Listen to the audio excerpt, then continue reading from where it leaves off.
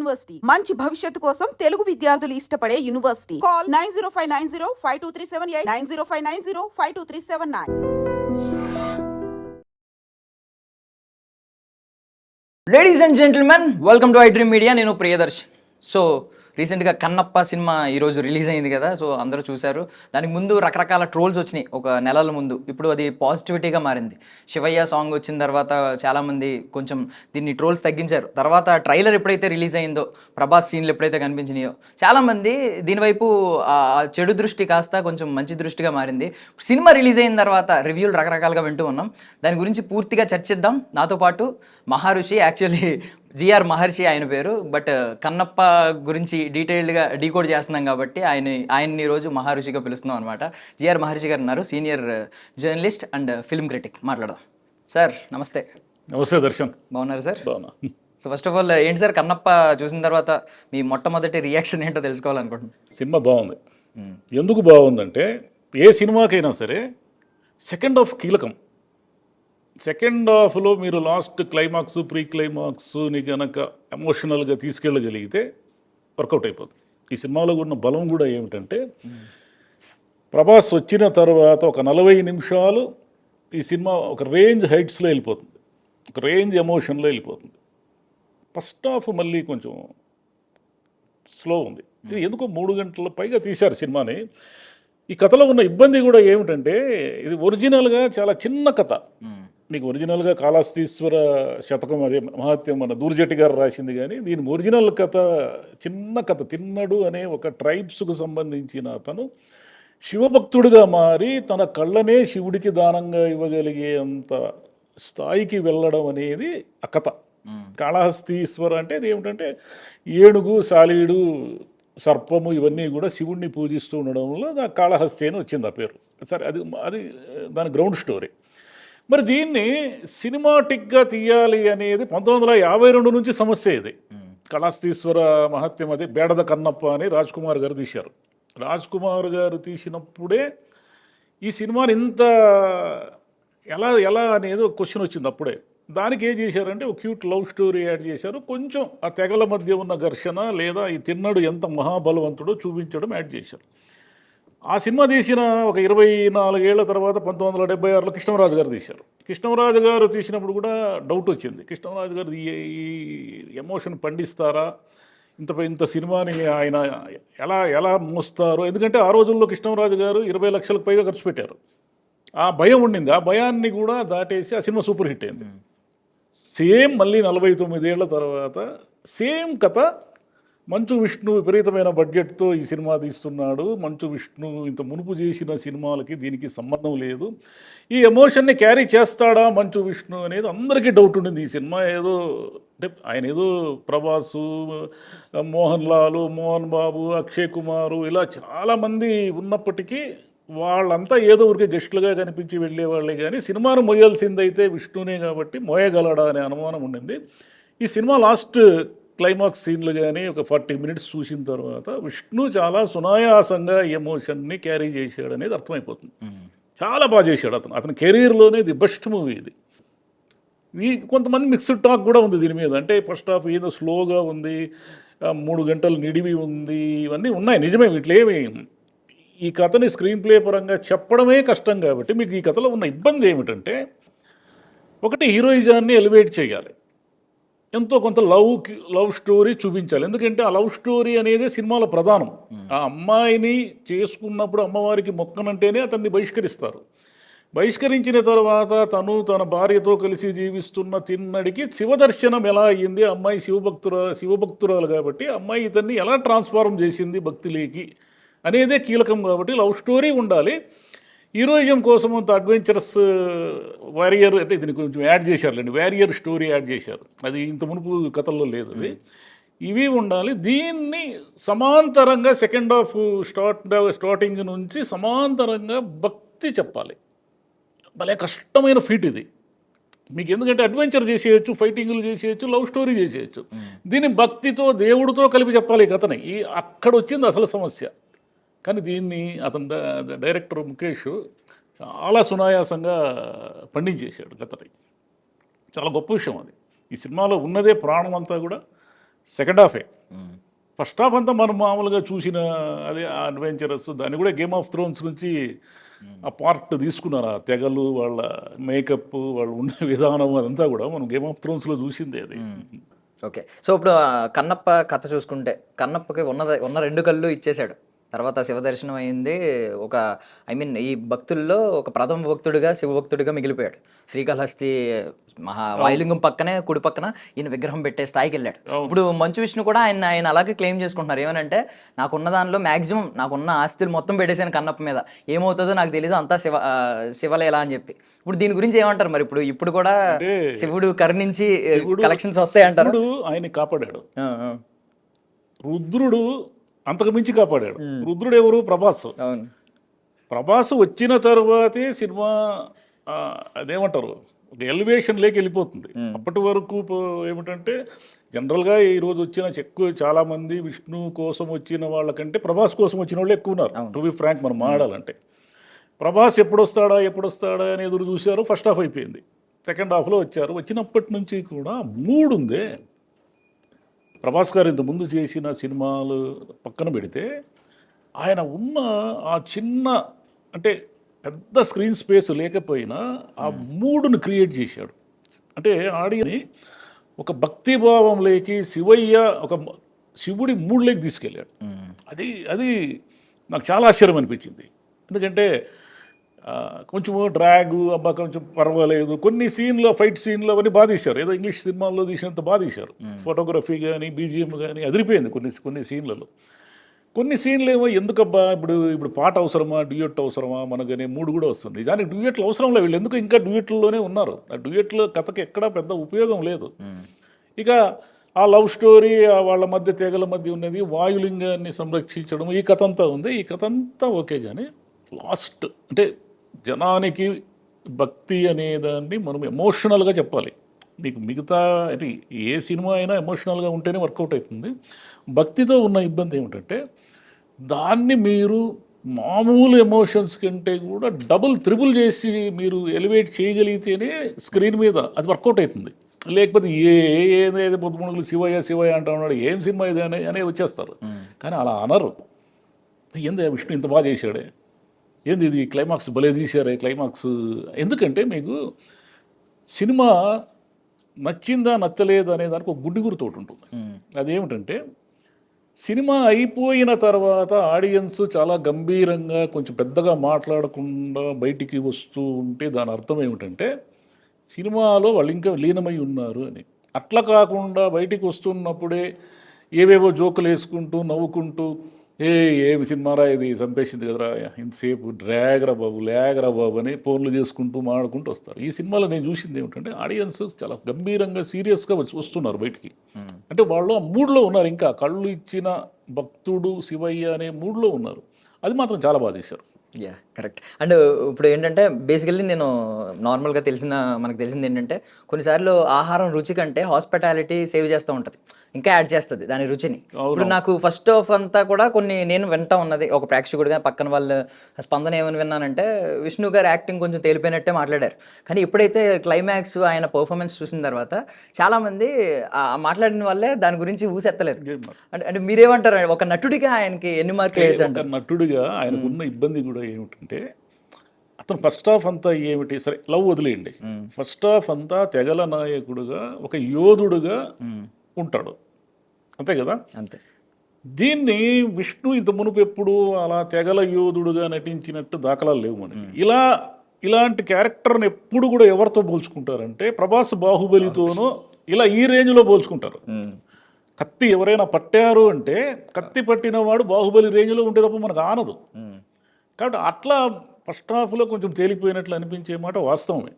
Second హాఫ్కి వచ్చేసరికి అంత భక్తిని విష్ణు మోయడం అనేది నిజంగా మిరకలేదు. అతనికి శివయ్య కాపాడినాడు డబ్బులు గిబ్బులు పోకుండా, అంత మించి నాకేం వేరే అనిపించడం లేదు. ఎందుకంటే సెకండ్ హాఫ్ క్లైమాక్స్ ఏమాత్రం తేలిపోయినా, ఏమాత్రము ల్యాగ్ అయినా కూడా జనం కష్టం వెళ్ళిపోయి ఉండేవాడు, జనం విసుక్కునేవాడు. అంటే ప్రభాస్ కూడా ఆ సినిమాను కాపాడు ఉండేవాడు కాదు, విష్ణునే కాపాడాడు సినిమాని. ప్రభాస్ వచ్చి ఇంకా లేపాడు అనమాట. ప్రభాస్ వచ్చిన తర్వాత లేచిన సినిమా డౌన్ కాకుండా విష్ణు మోసాడు. ప్రభాస్ వచ్చి ల్యాగ్ నడుస్తూ ఉంది, కొంచెం అటు ఇటుగా ఉన్న సినిమాని ప్రభాస్ తన భుజాల మీద ఎత్తుకునేశాడు. ఎత్తుకున్న బరువుని మళ్ళీ విష్ణు భుజాల మీద పెట్టినప్పుడు విష్ణు కూడా కరెక్ట్గా మోసాడు. అది కలిసి వచ్చింది వాళ్ళకి. అంటే సినిమా అద్భుతమా, గొప్ప సినిమానా, అదే ఇదే అంటే నేనే దానికి మార్కులు చెప్పలేను, కానీ సినిమా మిమ్మల్ని అయితే నిరాశపరచదు. ఒక సినిమా ఏమిటంటే ఒక నిరాశ అయితే లేదు. ఓహో బాగా అద్భుతమా అమోఘమా అనేది మిక్స్డ్ టాక్ ఉంటుంది, దాన్ని మనం ఏం చేయలేము. సినిమాగా ఏమిటంటే అహో నిరాశపరచలేదు. ఎందుకంటే ఈ సినిమా విష్ణు మోయలేడు అని చాలామందికి నమ్మకము. ఏదో విష్ణు మోయలేడు కాబట్టి అందరినీ తెచ్చుకున్నాడు, మోహన్ లాల్ని, అక్షయ్ కుమార్ని, వాళ్ళని వీళ్ళని. ప్రభుదేవాని కూడా పడింది, కానీ ప్రభుదేవ ఆడ కనపడలేదు నాకు. ఒక డాన్స్ పర్ఫార్మెన్స్ చేశారంట, చేశారా? లేదు, కొరియోగ్రఫీ చేశారు. అంటే దీని ఓకే ఓకే. ఇంకా అంటే వాళ్ళు ఏం పెద్ద ప్రభావితం చేయరు, మోహన్ లాల్ గారు లేకపోతే అక్షయ్ కుమార్ గారు వాళ్ళు ఏం సినిమాని ప్రభావితం చేయరు. కానీ సినిమాని బాగా ప్రభావితం చేసిన వాళ్ళలో శరత్ కుమార్ ఒకడు. శరత్ కుమార్ ఆ తెగ నాయకుడిగా సినిమాని నిలబెట్టాడు. తర్వాత ఈ విష్ణు అండ్ ప్రభాస్ ఇంకా హీరోయిన్ సో ఇంకా ఏమి వాళ్ళంతా మిగతా వాళ్ళంతా ఓకే, వాళ్ళే చెడగొట్టలేదు సినిమాను, కానీ వాళ్ళేం పెద్దగా దాన్ని మోసిన దాఖలాలు. ఇట్లా భక్తి సినిమాలతో ఉన్న ఇబ్బంది ఏమిటంటే దాన్ని విపరీతంగా భుజాల మీద మోస్తే తప్ప అది లేదు. సొసైటీలో భక్తి కావలసినంత ఉంది, కానీ భక్తి సినిమాలు చూసేదానికి అంత ఓపిక లేదు. భక్తి సినిమా వేరు, మనం రోజు గుడికి పోయి దేవుణ్ణి దర్శించడం వేరు. రెండింటికి తేడా ఉంది. రోజు గుడికి పోయినంత మాత్రాన మనం భక్తి సినిమా వస్తే చూడం. ఎందుకు చూడడం అంటే ఆ మూడ్ లేదు జనాల్లో, భక్తి సినిమాలు చూసే మూడ్ లేదు. కానీ దీన్ని కనెక్ట్ చేశారు. ఆ 40 minutes 3 గంటల్లో వర్త్ ఆఫ్ మూవీ వచ్చి 40 minutes. మిగిలిన 2 గంటలు 2 గంటల 20 నిమిషాలు సో ముందు నుంచి ఏంటి కథ అని చాలామంది అడిగినప్పుడు విష్ణు గారు కావచ్చు, టీం కావచ్చు, చెప్పింది ఏంటంటే ఒక నాస్తికుడు ఎలా ఒక భక్తిపరుడిగా కన్నప్పగా ఎలా మారాడని చెప్పారు. బట్ ఇక్కడ ఏంటంటే సినిమాలో గత జన్మ ఆన్వాళ్ళు కూడా చూపించారు. అంటే కలియుగంలో కన్నప్ప అలియాస్ తిన్నాడు, బట్ గత జన్మలో ఆయన ఎవరు, ద్వాపర యుగంలో ఎవరు అనేది కూడా అది ఒరిజినల్ కథే. అది ఓకే, వీళ్ళు క్రియేట్ చేసిన కథ కాదు.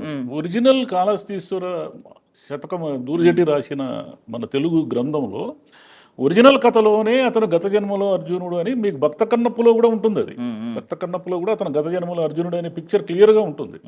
దాన్నే వీళ్ళు క్యారీ చేశారు. వీళ్ళు అదనంగా కథకి యాడ్ చేసింది ఏమిటంటే 5 తెగలని, వాయులింగం అని, ఈ 5 తెగలు ఏకమయ్యి ఇంకొక తెగతో పోరాడడం అనేది ఉంది ఫస్ట్ హాఫ్లో. దీనే స్పాయిలర్ ఏం కాదు, ఎందుకంటే బిగినింగ్లోనే తెలిసిపోతుంది మీకు ఈ కథ ఏమిటనేది. ఇది యాడ్ చేశారు, అది బాగానే చేశారు. గ్రాఫిక్స్ అవి కూడా కొన్ని చోట్ల బాగానే ఉన్నాయి. అంటే న్యూజిలాండ్లో తీయడం అంటే ఒక వేరే వరల్డ్లోకి తీసుకెళ్లారు. అది మన ప్రపంచం కాదు, అది పూర్తిగా వేరే ప్రపంచం. అది అక్కడ సక్సెస్ అయ్యారు. కెమెరామెన్ కానీ బీజిఎం కానీ వీళ్ళు సక్సెస్ అయ్యారు. కానీ ఎడిటింగ్లో ఇంకొక 20 నిమిషాలు 25 నిమిషాలు ఫస్ట్ హాఫ్లో కానీ సెకండ్ హాఫ్లో కానీ కత్తెర వేసింటే ఇంకా దాన్ని ఏమంటే గ్రిప్పింగ్గా ఉండేది సినిమా. కొంచెం కొన్ని ఉన్నాయి, లోపాలు అయితే ఉన్నాయి. మరి భక్తి, శివయ్య మీద భక్తి ఆ లోపాలన్నింటినీ కప్పిపుచ్చుతుందని నేను అనుకుంటున్నాను. ఎందుకంటే లాస్ట్ 40 minutes. సో విఎఫ్ఎక్స్ గురించి ఫస్ట్ నుంచి, ఎందుకంటే ఇది విఎఫ్ఎక్స్ బేస్డ్ సినిమా కాబట్టి మీకు సెకండ్ హాఫ్లో వచ్చే యుద్ధం సీక్వెన్స్ కావచ్చు, దానిలో కొంచెం విఎఫ్ఎక్స్ కొంచెం తేలినట్టు అనిపించింది. కానీ ఎక్కడైతే విఎఫ్ఎక్స్ కరెక్ట్గా యూస్ చేసుకోవాలో క్లైమాక్స్లో డివోషనల్ ఆస్పెక్ట్లో అద్భుతంగా శివయ్య దర్శనము ఇవన్నీ కూడా, అంటే మనకు శివుడు కనిపించడము, ఆ ప్రభాస్ సన్నివేశాలు ఇవన్నీ కూడా అవన్నీ కూడా బాగా అది ఎమోషన్ కనెక్ట్ అయిపోతే చాలు, మీకు అన్నీ మర్చిపోతారు జనం. VFX, graphics, music, editing, length ఏమీ గుర్తుండవు వాళ్ళకి. మీకు కరెక్ట్గా ఎమోషన్ చివరి సెకండ్ హాఫ్లో మీరు కనుక ప్రీ క్లైమాక్స్లో కరెక్ట్గా కూర్చోబెట్టగలిగితే ఆ సినిమా పాస్ మార్కులు తెచ్చుకుంటుంది, నో డౌట్. అంటే బిగ్గెస్ట్ హిట్టా, హ్యూజ్ హిట్టా ఇలా మనం ర్యాంకులో ఇవన్నీ డిసైడ్ చేయలేం. కానీ ఎందుకంటే ఇది డిఫరెంట్ జానర్ సినిమా. ఇది ఈ జనరేషన్కి ఎక్కుతుందా ఎక్కదా, ఎందుకంటే ఈ జనరేషన్కి ఈ కథ పెద్ద తెలియదు. పాత వాళ్ళకి తెలుసు కానీ కొంత కొత్త జనరేషన్కి ఈ కథ తెలియదు. పైగా ప్యాన్ ఇండియా అంటున్నారు కాబట్టి అసలు నార్త్ వాళ్ళకి అసలు తెలిసే అవకాశమే లేదు. కాబట్టి మిగతా స్టేట్స్లో మిగతా వాళ్ళు ఎలా రిసీవ్ చేసుకుంటారో మనకు తెలియదు. కానీ తెలుగులో అయితే మాత్రము ఏమీ లేదబ్బా తేలిపోయింది అనే మాట అయితే రాదు. ఓకే బాగుంది లేదా బాగా చేశారు, ఎందుకంటే ఏం చేయగలుగుతారు, ఇలా వస్తాయేమో కానీ ఏం లేదు వేస్ట్ అనే మూడ్ అయితే లేదు. జనంలో ఆ మూడ్ లేదు. నేను చూసిన ఈరోజు చూసిన ప్రేక్షకుల్లో ఆ మూడ్ లేదు. ఇప్పుడు ఫస్ట్ ఆఫ్ అంతా ఎక్కువ మంది మీరే అన్నారు, మీరు అన్నట్టు ప్రభాస్ కోసం వచ్చిన వాళ్ళు చాలా మంది ఉన్నారు. ఫస్ట్ ఆఫ్ అంతా ప్రభాస్ ఉన్నాడు, కానీ ఇంటర్వెల్ ముందు ఆ ఇంటర్వెల్ ఎప్పుడు ఎప్పుడు స్టార్ట్ అవుద్దా, త్వరగా వెళ్దాం అనే ఆసక్తిని రేకెత్తించడానికి మోహన్ లాల్ గారిని కరెక్ట్గా వాడారంటారా మీరు? అవునవును. మోహన్ లాల్ గారు అయిపోయిన తర్వాత ఇంటర్వెల్ బ్రేక్ ఇచ్చిన తర్వాత సెకండ్ హాఫ్లో ఇంకా నెక్స్ట్ ఎవరు వస్తారు? అందరూ వచ్చేసారు, అక్షయ్ కుమార్, మోహన్ లాల్ అందరూ వచ్చేసినారు. కాబట్టి సెకండ్ హాఫ్లో జనం అంతా వెయిట్ చేసేది ప్రభాస్. ప్రభాస్ మీద అభిమానం అనేది విపరీతంగా ఉంది. అది ఈరోజు థియేటర్లో మనకు తెలిసిపోయింది. అంటే ఆయన సినిమా కోసము ఈగర్లీ వెయిటింగ్, అంటే కనిపిస్తే చాలు. ట్రైలర్కి కూడా విపరీతమైన కేకలు పెట్టారు. అందులో ఇంటర్వెల్లో ట్రైలర్ వేస్తే. కాకపోతే చాలామంది ఏమనుకున్నారంటే ఆయన ఏదో వరకు క్యామియో మాదిరి ఒక 2 minutes 3 minutes కనిపిస్తాడని ఎక్స్పెక్ట్ చేశారు. కానీ అతనే కథకు కీలక సూత్రధారి, ఒక ట్రాన్స్ఫార్మేషన్ ఆఫ్ హీరోకి అతనే కీలక సూత్రధారి అనేది ఎవరు ఎక్స్పెక్ట్ చేయలే. అది మోర్ దాన్ ఎక్స్పెక్టేషన్స్ ఉంది. అది ఒక ఆశ్చర్యమైన విషయం. కరెక్ట్. అంటే ప్రభాస్ గారి విషయానికి వస్తే మీరు అన్నట్టు ఇప్పుడు ఏదో క్యామియో అని అనుకున్నారు అందరూ. అంటే ప్రభాస్ గారు ఇచ్చిన రోజులు కూడా చాలా తక్కువ అనేది వాళ్ళు కూడా మూవీ టీం కూడా అనౌన్స్ చేసింది. కరెక్ట్ టైంలో కరెక్ట్గా వాడుకున్నారంటారు. బికాజ్ ఆ కట్అవుట్కి చాలా మంది ఫైట్ సీన్లు ఇలాంటివి ఎక్స్పెక్ట్ చేస్తూ ఉంటారు. బట్ ఈయనతో స్పిరిచువాలిటీ కావచ్చు, లేదంటే ఫిలాసఫీ కావచ్చు, లేదంటే కొంచెం తత్వం, ఇలాంటివన్నీ సైకాలజీ కూడా ఈవెన్ అన్నిటిని మిక్స్ చేసి ఒక సామాన్యుడి నుంచి ఒక భక్తిపరుడి వరకు అందరికీ అర్థమయ్యే రీతిలో మంచి మంచి డైలాగులు చెప్పారు. మంచి డైలాగ్ కరెక్ట్గా యూజ్ చేసుకున్నారంటారు. కరెక్ట్గా ఫ్రేమ్ చేశారు. అంటే మీకు ఒక పెద్ద నటుడిని తెచ్చి మనం గెస్ట్ యాక్టర్గాను క్యామియోగాను పెట్టుకున్నప్పుడు అతను ఎక్కడ ఫ్రేమ్ చేస్తారు అనేది కూడా చాలా ఇంపార్టెంట్. ఫ్రేమింగ్ పక్కకు కుదిరింది. అక్కడి నుంచే సినిమా మీకు ఆ నిట్టూర్పులు, ఫోన్ చూసుకోవడాలు, వాట్సాప్లు మానేసి ఫోన్ జోబులో పెట్టుకొని సినిమా చూడడం అక్కడి నుంచే మొదలైంది సీరియస్గా. ఇదేదో మారింది, సినిమా ఉన్నట్టుండి మారింది అని.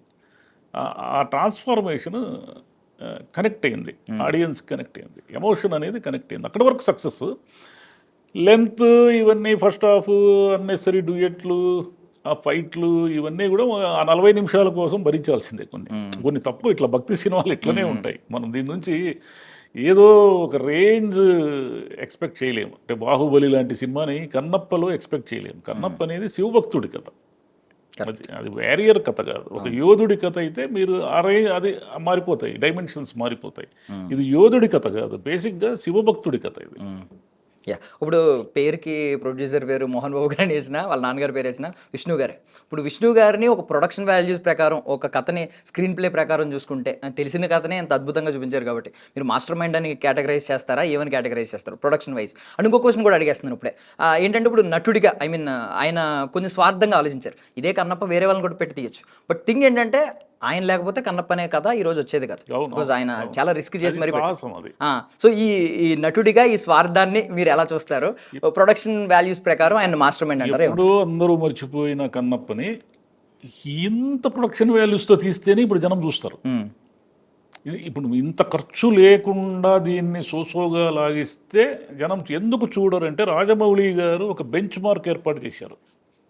ఆ బెంచ్ మార్క్ ఏమిటంటే బాహుబలి. మనకి ఏదైనా ఒక సినిమా ప్యాన్ ఇండియా కానీ ఒక లెవెల్లో చూడాలి అంటే ఈ రేంజ్ ప్రొడక్షన్ వాల్యూస్ ఉండాలి. విష్ణు రాజీ పడకుండా ప్రొడక్షన్ చేయడం అనేది అందరికీ ఆశ్చర్యం. ఎందుకో విష్ణు ఈసారి మొత్తం డబ్బు పోగొట్టుకోవడానికే ఏదో చేస్తున్నాడు అని అందరూ అనుకున్నారు చాలామంది. ఎందుకంటే ఈయన ఎక్కడ మోస్తాడు కన్నప్పని అనుకున్నారు. సరే, ఒక నిర్మాతగా ఆయన సక్సెస్. సరే, డబ్బులు ఎంత వస్తాయి ఏమొస్తాయి అనేది మనకు సంబంధం లేని విషయం. హీరోగా కూడా అతను సక్సెస్. ఎందుకంటే అతను ఎప్పుడూ చాలా కష్టం, భక్తి పాత్రను మోయడం అనేది చాలా కష్టం. ఆ రోజుల్లో కృష్ణరాజు గారి మీద కూడా ఇలాంటి డౌటే వచ్చింది. కృష్ణరాజు గారు ఎందుకు ఊరికి అనవసరంగా 70 రోజుల బుట్టాయిగూడెంలో తీశారు ఆ సినిమాని. ఎందుకు అనవసరంగా ఈ తలనొప్పి పెట్టుకుని అడిగినా హాయిగా మంచి సినిమాలు 20 లక్షలకి. ఆ రోజుల్లో ఎన్టీఆర్ గారి సినిమా 14-15 లక్షలతో అయిపోయేది. 20 లక్షలు ఖర్చు పెట్టి రాజుగారు ఏదో మునిగిపోయేటట్లున్నారే అనుకున్నారు. కానీ ఆయన ఏం మునగల. ఆయన ఆ భక్త కన్నప్ప ఆయన సంస్థను ఎక్కడికో లేపింది. మంచు విష్ణు కూడా దీంట్లో 4 డబ్బులు వచ్చి ఇంకా మంచి సినిమా తీస్తాడేమో, దీనికి మించిన ప్రొడక్షన్ వాల్యూస్ తీస్తాడేమో. ఆయన నటుడుగా ఫెయిల్యూర్ కాలేదు. కానీ ఆ యోధుడు, అడ్వెంచరు ఇవన్నీ ఉన్నాయో అక్కడ కొంచెం మనకు మిక్స్డ్ అభిప్రాయాలు ఉండొచ్చు. కానీ క్లైమాక్స్లో ఒక భక్తుడిగా, భక్త కన్నప్పగా అతను ఫెయిల్ కాలేదు. అతను అంటే నచ్చేవాళ్ళు నచ్చని వాళ్ళు కూడా ఆయనకు మార్కులు వేయాల్సిందే, వేరే దారి లేదు అక్కడ. ఎందుకంటే చేశాడు కదా. కరెక్ట్. ఫైనల్లీ కన్నప్ప కనులు విందనే మీరు కేటగరైజ్ చేశారు. Thank you so much sir for your valuable time. Thank you. That's all for now. This is Darshan signing off.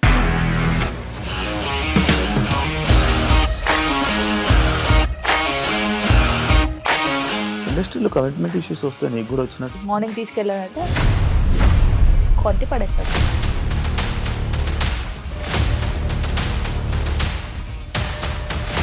ఒక్కళ్ళు కూడా చూడలేదు ఈ సినిమా అని చెప్పడానికి కూడా చాలా ధైర్యం కావాలి. అది నిజం కదా, దాంట్లో ధైర్యం ఏంటి? ఇది నెక్స్ట్ డే ప్లేట్ మార్చేస్తే తప్పు కదా. As of now we are comfortable this అని నేను అనుకుంటున్నాను. రష్మిక గారిది మీది ఒకే ఊరు అంట కదా? నీకు కోపం వచ్చిందంటే బాగా తిట్టేత్తరా? తిట్టేద్దామండి. నిజంగా గేమ్ ని ఎలా చేంజ్ చేయగలిగారు? ఏపీఎస్ఎఫ్సి వాళ్ళకి 6 నెలల్లో నేను 6 లక్షలు కట్టా. బిజినెస్ చేయాలనుకుంటే it is as difficult as riding a tiger.